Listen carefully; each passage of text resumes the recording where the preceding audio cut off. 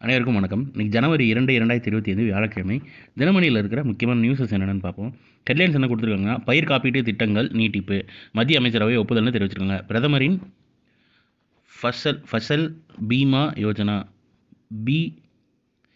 BMFBO மறுசீரமைக்கப்பட்ட வானிலை அடிப்படையிலான பயிர் காப்பீட்டு திட்டம் RWBCIS ஆகிய இரு பயிர் காப்பீட்டு திட்டங்களையும் 2025-26 வரை மேலும் ஓராண்டுக்கு நீட்டிக்க மத்திய அமைச்சரவை புதன்கிழமை ஒப்புதல் வழங்கியது. இத்திட்டங்களின் அமலாக்கத்தில் புத்தாக்கம் மற்றும் தொழில்நுட்ப பயன்பாட்டுக்கு உதவ 824.77 கோடி நிதி தொகுப்புடன் தனி நிதியம் உருவாக்கவும் அமைச்சரவை ஒப்புதல் வழங்கியுள்ளதுன்னு தெரிவிச்சிருக்காங்க.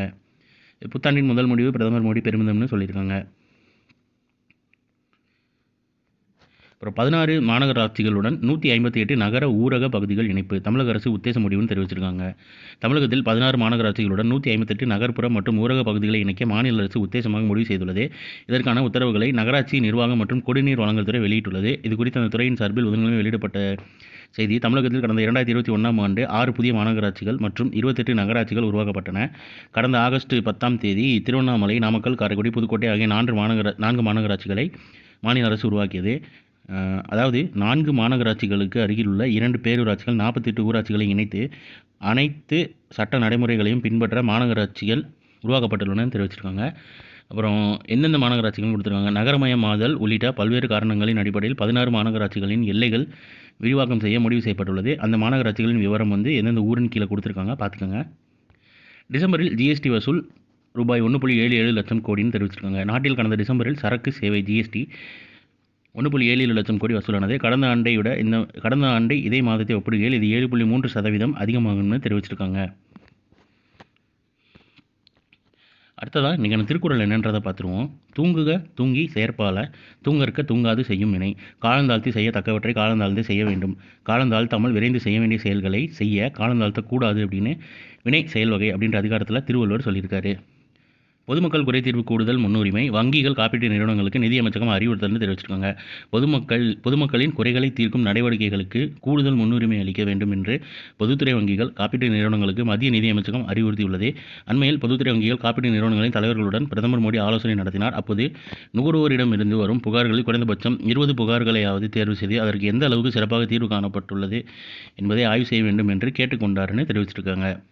இந்த மாதிரி நியூஸஸ் பார்க்குறப்போ நீங்கள் ஸ்க்ரீன்ஷாட்டோ இல்லை இதோட இமேஜ் நம்ம டெலிகிராம் தனியாக வாட்ஸ்அப் சேனல்லையும் இருக்கும்.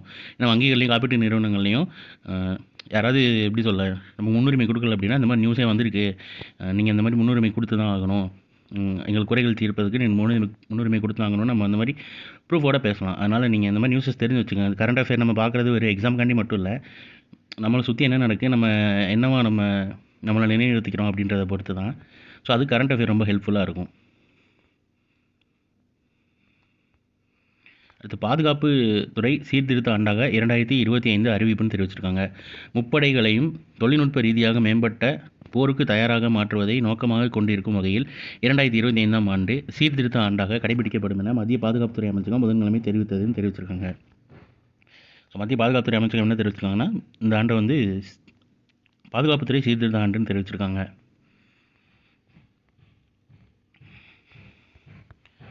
அடுத்ததாக ஜம்மு காஷ்மீர் லடாக் குறித்த புத்தகம் அமைச்சர் அமித்ஷா மற்றும் பிரதான் இன்று வெளியிடுன்னு தெரிவிச்சிருக்காங்க.